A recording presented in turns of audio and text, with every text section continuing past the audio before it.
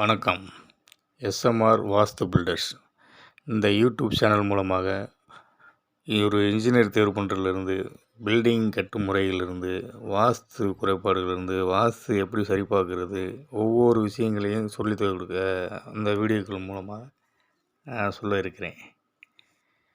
முதல்ல ஒரு பில்டிங் நீங்கள் கட்டுறதுக்கு முன்னாடி ஒரு இன்ஜினியர் தேர்ந்தெடுக்கிறீங்க அப்படின்னா அந்த இன்ஜினியர்கிட்ட நம்ம முறையாக கடைசி வரையும் அவர் இன்னும் பண்ணி கொடுப்பாராங்கிறத தேர்ந்தெடுக்கிறதுக்கு சில வழிகள் இருக்குது. எப்படின்னு கேட்டிங்கன்னா, அவர் குறைஞ்சது ஃபீல்டில் ஒரு 5 வருஷமாவது அவர் இன்ஜினியராக தொடர்ந்த பில்டிங் கட்டி கொடுத்துக்கிட்டு இருக்காரா அப்படிங்கிறத நீங்கள் பார்க்கணும். ஏன் இதை கேட்குறேன்னா, என்னோடய சர்வீஸில் ஒரு 22 வருட காலமாக நான் அந்த கன்ஸ்ட்ரக்ஷனில் முழுமையாக என்னை கொண்டிருக்கிறேன். மக்களோடு இருக்கேன்.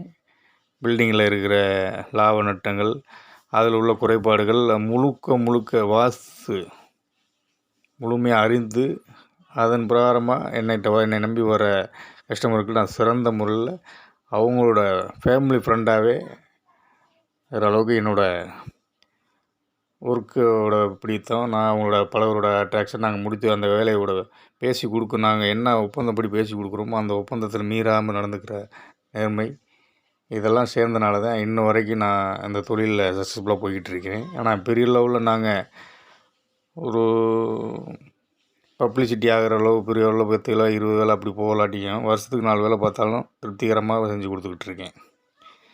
இதன் மூலம் ஒவ்வொருத்தவங்களும் தெரிஞ்சு கொள்ள வேணும். நிறையா இன்ஜினியர்ஸ் நிறையா பேர்களில் கொடுத்து, அதாவது என்ன சொல்கிறது, பாதியிலே போட்டு ஓடிட்டார், பணத்தை வாங்கிட்டு கட்டாமல் இருக்கார், ஆளை காணோம், அடுத்தவங்கள்ட்ட பேசணும், இந்த மாதிரி பண்ணல, ஆளை காணோம், சரியான லேபர் கிடையாது, அப்படி கிடையாது, இப்படி புலம்புறத விட முதல்ல ஒரு பில்டிங்கை நீங்கள் கொடுக்குறதுக்கு முன்னாடி சொந்தக்காரர், ஃப்ரெண்டோடு தெரிஞ்சவர், அவர் தெரிஞ்சவரெலாம் கூட அவர் முதல்ல ஃபீல்டில் 5 வருஷம் நிலச்சிருக்காரா அப்படின்றத நீங்கள் பார்க்கணும். ஏன் அதை கேட்குறேன்னா, தொடர்ச்சியாக அவருக்கு 2 பில்டிங் வரும்.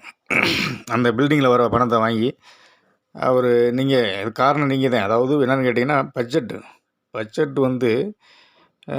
ஒரு உதாரணமாக ஒரு 2100, 2200, 2300 இப்படி போய்கிட்டுருக்கு. இது 1900 அப்படி ஸ்கொயர் ஃபீட் ஒரு பார்க்குறோன்னா அவர் நம்ம தூக்கி கொடுத்துட்றீங்க.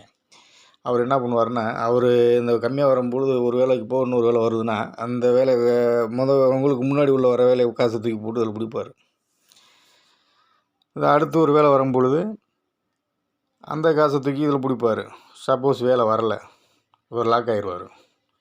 கம்பி கடைக்கு கம்பி கொடுக்க முடியாது, சிமெண்ட் கடைக்கு போய் பாக்கி வச்சுருப்பார், எலக்ட்ரிக் கடைக்கு பாக்கி வச்சுருப்பார், எல்லாத்துக்கும் பாக்கி வச்சுருப்பார், ஆர்எஸ்எஸ் ஆகிடுவார். இன்னும் சில பேர் என்ன பண்ணுறாங்கன்னா, ஆர்வக்குள்ளாரில் வேலை எடுத்து பார்த்துட்டு என்ன பண்ணுறாங்கன்னா, அந்த பணங்கள் நாள் வரும்போது அதை ஆடம்பர வாழ்க்கையில் கொண்டு பயன்படுத்தி இந்த பில்டிங்கில் முறைப்படி முடித்து கொடுக்க முடியாமல் எஸ்ஐ போயிடுறாங்க. இன்னும் சில பேர் என்ன பண்ணுறாங்கன்னா, சூதாட்டம், முறையாக வாங்குகிற பணத்தை வாங்குகிற அக்ரிமெண்ட்டு அந்த எதை சம்மந்தம் பண்ணுறோமோ அதுக்கு பயன்படுத்தாமல் தேவையில்லாத பயன்படுத்தி காணாமல் போகிறோம். ஏன் இதெல்லாம் கேட்குறேன்னா, தொழிலை முறையாக பண்ணக்கூடிய இன்ஜினியர் நிறையா இருக்காங்க, அவங்கள தேர்ந்தெடுங்கன்னு சொல்கிறேன். அப்போ அந்த இன்ஜினியர் குறைஞ்சது 5 வருஷம் ஃபீல்டில் இருக்காரான்னு பாருங்கள். ஓகேவா?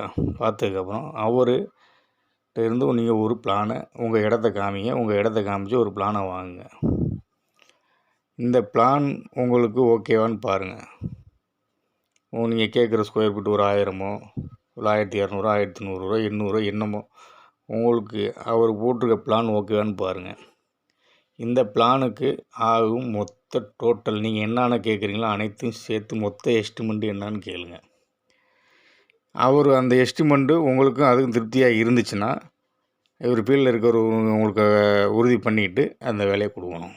இது இன்ஜினியர்ஸில் நீ அடுத்து வாஸ்துக்கு போவோம். இது இன்ஜினியர்ஸ் தேர்வு பண்ணுற முறை. ரைட்டு. நீங்கள் அடுத்த வீடியோவில் வாஸ்துவை பற்றி சொல்கிறேன். இப்போ இன்ஜினியரும் அவங்களோட கணக்கு என்னென்னு கேட்டிங்கன்னா, இருக்க இடத்த வேஸ்ட்டு பண்ணாமல் பிளான் போடுவாங்க. இங்கே வேஸ்ட்டு பண்ணாமல் பிளான் போட்டால் அங்கே வாஸ்து நம்மளை வேஸ்ட்டு பண்ணிடும். அதனால் வேஸ்ட்டு பண்ணாமல் இருக்கிறதுக்காக இன்ஜினியர்கிட்ட நீங்கள் வச்சுக்கிட்டாலும் வாஸ்து நம்மளை வாழ வைக்கணும். அதனால் வாஸ்து இணைச்சிக்கிறணும். நீங்கள் ஒரு 20-25 லட்ச ரூபாயில் ஒரு மினிமம் ஒரு வீடு கட்டுறீங்க அப்படின்னா 40 லட்சமோ 50 லட்சமோ எவ்வளோ வேணால் கட்டுங்க. ஸோ 20,000 கொடுத்து ஒரு வாஸ்து பிளானை வாங்கி அந்த வாஸ்து நிபுணர் ஒரு 3 கட்டமாக பரிசோதனை பண்ணுவாங்க. அதை நீங்கள் சேர்த்துக்கிட்டிங்கன்னா லைஃப் லாங் அந்த வீடு உங்களுக்கு உண்மையிலே நிம்மதி தரும். ரைட், அடுத்த வீடியோவில் வாஸ்தை பற்றி பார்ப்போம்.